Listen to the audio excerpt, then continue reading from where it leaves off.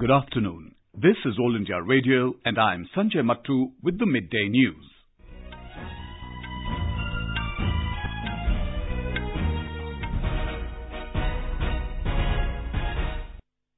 The headlines. 3 special police officers abducted and killed by terrorists in Shopian district of Jammu and Kashmir this morning.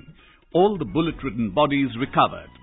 UN Secretary-General Antonio Guterres to participate in Mahatma Gandhi International Sanitation Convention in New Delhi on 2nd October. Cyclonic storm Dai over Odisha moves west-northwestwards and weakens into a deep depression. Heavy downpour forecast for next 12 hours. Muslims across the world observing Muharram today.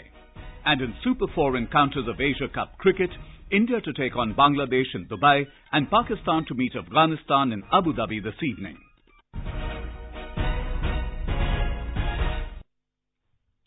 In Jammu and Kashmir, the bodies of the 3 special police officers who were abducted by terrorists have been recovered in Shopian district today.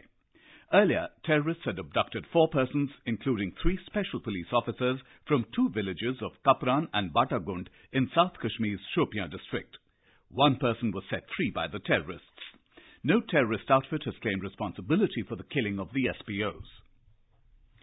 United Nations Secretary-General Antonio Guterres will be on a 4-day visit to India from the 1st of next month. The External Affairs Ministry, in a release, said Mr. Guterres, who will be accompanied by a 6-member delegation, will participate in the Mahatma Gandhi International Sanitation Convention scheduled for the 2nd of October. Here's a desk report. The convention, to mark the launch of Mahatma Gandhi's 150th birth anniversary celebrations as well as the 4th anniversary of the Swachh Bharat mission, will be held at Rashtrapati Bhavan Cultural Centre. Besides the conventions, the UN Secretary-General will also attend the joint inaugural ceremony of the First Assembly of International Solar Alliance and Second Re-Invest Conference and Energy Ministers Meet of Indian Ocean Rim Association of States on the same day in New Delhi. Mr. Guterres will call on President Ramnath Kovind and Prime Minister Narendra Modi and will hold delegation-level talks with External Affairs Minister. Swati Rakheja, News Desk. The first General Assembly of the International Solar Alliance, or ISA, will be inaugurated on the 2nd of October in Delhi. The External Affairs Ministry said in a release today that the ministerial-level assembly will be held in Greater Noida the following day. The ISA is a major initiative of Prime Minister Narendra Modi in contributing to the implementation of the Paris Climate Agreement through rapid and massive deployment of solar energy. The founding conference of the ISA was jointly hosted by Prime Minister Narendra Modi and French President Emmanuel Macron in New Delhi on the 11th of March 2018. In Bihar, the CBI has arrested 4 persons, including suspended Assistant Director of the Social Welfare Department, in the alleged sexual exploitation of 34 minor girls at the Muzaffarnagar shelter home. 3 of the arrested are close aides of Kingpin Brajesh Thakur. The Assistant Director was in charge of inspection of the shelter home. The CBI has frozen 20 bank accounts of Brajesh Thakur, besides any kind of transaction of his movable and immovable properties. Sources said the CBI is likely to interrogate former Social Welfare Minister Manju Verma following her alleged involvement in the shelter home incident. The Supreme Court had termed as very disturbing the facts emerging from the CBI's probe into the shelter home sexual abuse case and asked the Bihar police to probe the alleged recovery of illegal arms and ammunition from the residence of former Minister Manju Verma and her husband. In Assam, at least 6 persons were electrocuted to death and 1 person was seriously injured in Khattuwal area of Juria in Nagaon district. The incident took place when an 11,000-volt live wire fell into a pond. Residents said that the wire fell into the pond earlier and power connection was cut. However, as the people descended into the pond for fishing, after ensuring that the power had been cut, the wire suddenly became live, leading to the electrocution. 6 persons were killed on the spot, while another was rushed to Nagaon Civil Hospital in a critical condition. Chief Minister Sarbananda Sonowal has deputed Minister Topun Gogoi to Juria to oversee the situation. Mr. Sonowal has also ordered an inquiry into the incident. SDRF teams have reached the pond to carry out search operations. Civil Aviation Minister Suresh Prabhu has ordered a safety audit of all scheduled airlines and airports amid recent incidents related to safety of passengers. Our correspondent reports the Minister has directed the officials concerned to immediately prepare a comprehensive safety audit plan, which involves assessment of safety parameters of all scheduled airlines, aerodromes, flying training schools, and maintenance, repair and overhaul organizations. The development assumes significance as it comes on a day when at least 30 passengers on a Jet Airways flight from Mumbai to Jaipur suffered nose and ear bleeding after the crew forgot to turn on a switch that controls cabin air pressure. The Minister has also ordered a probe into the Jet Airways flight incident. Prime Minister Narendra Modi will share his thoughts with the people in India and abroad in his Mann Ki Baat program of All India Radio on the 30th of this month. It will be the 48th episode of the monthly radio program.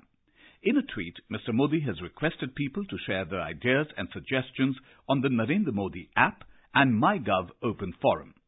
People can also dial the toll-free number 1800-117800 and record their message for the Prime Minister in either Hindi or English. Some of the recorded messages may become part of the broadcast. The phone line will be open till the 26th of this month. People can also give a missed call on 1922 and follow the link received in SMS to directly give their suggestions to the Prime Minister. This is All India Radio giving you the news. For quick news updates round the clock, follow us on Twitter @AIR News Alerts. The cyclonic storm Dai over South Odisha and its neighbourhood has moved west-northwestwards with a speed of about 26 kilometres per hour and weakened into a deep depression. Our correspondent reports, as the cyclonic storm crossed the Odisha coast, heavy downpour occurred in the southern and southwest region of the state, raising the water level of major rivers in the Malkangiri, Balasore and Koraput districts. As per the information received, road communication is disrupted at different places in Malkangiri district. Communication with Chhattisgarh has also been affected as Chalanguda bridge got submerged. More from our correspondent. Due to heavy downpour, water level in Balibela and Upper Kulab reservoirs has increased, forcing the authorities to open gates to drain excess flood water from them. Chief Minister Naveen Patnaik today reviewed the flood-like situation in Malkangiri and announced distribution of relief and financial assistance for 7 days to the affected people. Malkangiri recorded highest rainfall during last 24 hours. Meanwhile, the Bhubaneswar Met Office said as the storm turned into deep depression, many parts of southern and southwest regions of the state are likely to experience a heavy downpour in next 12 hours. SN Patnaik, AIR News, Sambalpur. The Gujarat government has declared the entire Kutch district as a scarcity-affected area. This was announced by Chief Minister Vijay Rupani after review meetings at Bhuj, the district headquarter of Kutch, last night. Apart from Kutch district, all tehsils and blocks with less than 125 millimetres of rainfall during the current monsoon have also been declared as scarcity-affected. Chief Minister Vijay Rupani announced that various relief measures in the scarcity-affected areas will start from the 1st of October. He also announced drinking water pipeline projects worth 296 crore rupees for Kutch district. In Assam, people are reaping the benefits of the Deen Dayal Upadhyay Gramin Kaushalya Yojana. The central government scheme, launched on the 25th of September 2014, is part of the National Rural Livelihood Mission. It is tasked with the objectives of adding diversity to the incomes of rural poor families and catering to the career aspirations of the rural youth. Here's a ground report from our Silchar correspondent.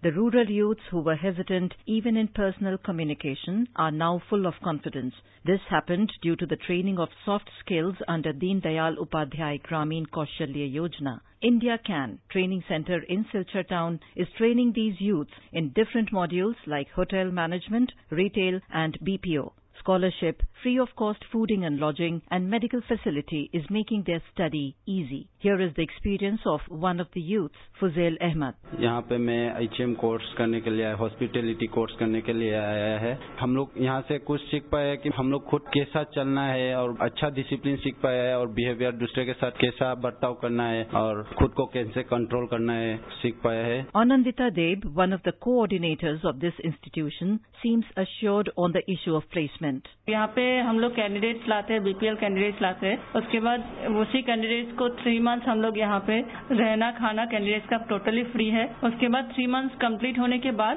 एक candidate को हम job देते हैं. यहाँ से local में भी हो सकता है या बाहर में भी हो सकता है. The scheme has presented a ray of hope among the youths that now poverty wouldn't trouble their career. With Ritesh Pathak's report from Silchar, Anuja Kumar, AIR News.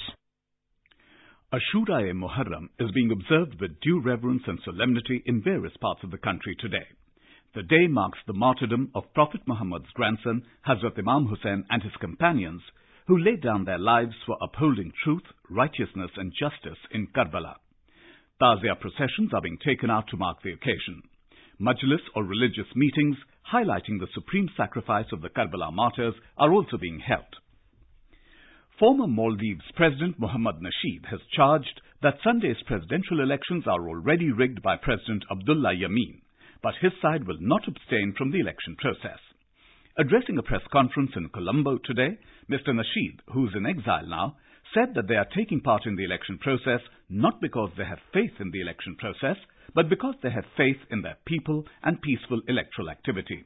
Mr. Nasheed heads the Maldives Democratic Party, or MDP, and is part of the joint opposition, which has put up Ibrahim Mohammad Soli as the combined candidate. Mr. Nasheed, who along with several other opposition leaders are disqualified for elections, hoped that India will monitor the situation very carefully and repeated his call for India's assistance in the conduct of free and fair polls. The Maldives government had imposed emergency in the country in February after the Supreme Court ruled for the fair trial of convicted opposition leaders, including former President Nasheed. Vietnamese President Chun Dai-Quang died at the military hospital in Hanoi today, the official Vietnam news agency reported. He was 61. Reports say Quang had been suffering from serious illness for several months and had received medical treatment abroad and in Vietnam. Chun Dai-Quang has been sworn into office in 2016 following his stint as head of the Ministry of Public Security. The role of the president in Vietnam is largely ceremonial. The stock market witnessed steep volatility in afternoon trade as key benchmarks recovered sharply after a brief crash in share prices. The Sensex rose 368 points at the day's high of 37,489 in morning trade. The index crashed 1,128 points at the day's low of 35,994 in afternoon trade. The BSE Sensex was trading at 36,864 points, losing 257 points a short while ago. The Nifty at the National Stock Exchange lost 91 points to trade at 11,143. At the forex market, the rupee strengthened 14 paise to 72 rupees 23 paise against the US dollar in afternoon deals. In cricket, India take on Bangladesh in Dubai, while Pakistan will meet Afghanistan and Abu Dhabi in the Super 4 encounters of the Asia Cup today. Both the matches will begin at 5 p.m. For India, the worry will be the team combination, as Hardik Pandya has been ruled out of the tournament owing to back spasms. Yesterday, Afghanistan beat Bangladesh by 136 runs in a Group B match in Abu Dhabi. Chasing a mammoth target of 256 runs, Bangladesh were all out for just 119 in 42.1 overs. For Afghanistan, Rashid Khan, Mujibur Rahman and Gulabdin Naib took 2 wickets each. The Tamil Nadu government has announced a novel scheme for the protection of the exotic Neelakurinji plants that flower only once in 12 years. Following complaints that these rare and ecologically unique flowers are being packaged and sold on commercial basis, the State Department has warned that strict fines will be imposed on offenders. The Neelakurinju, native to the Western Ghats, is a major attraction for foreign and native tourists. And now, before we close, the headlines once again. 3 special police officers abducted and killed by terrorists in Shopian district of Jammu and Kashmir this morning, all the bullet-ridden bodies recovered. UN Secretary-General Antonio Guterres to participate in Mahatma Gandhi International Sanitation Convention in New Delhi on 2nd of October. Cyclonic storm Dai over Odisha moves west-northwestwards and weakens into a deep depression. Heavy downpour forecast for next 12 hours. Muslims across the world observing Muharram today. And in Super 4 encounters of Asia Cup cricket, India to take on Bangladesh in Dubai and Pakistan to meet Afghanistan in Abu Dhabi this evening. And for details of these stories and more, log on to our website newsonair.nic.in. With that, we end the Midday News.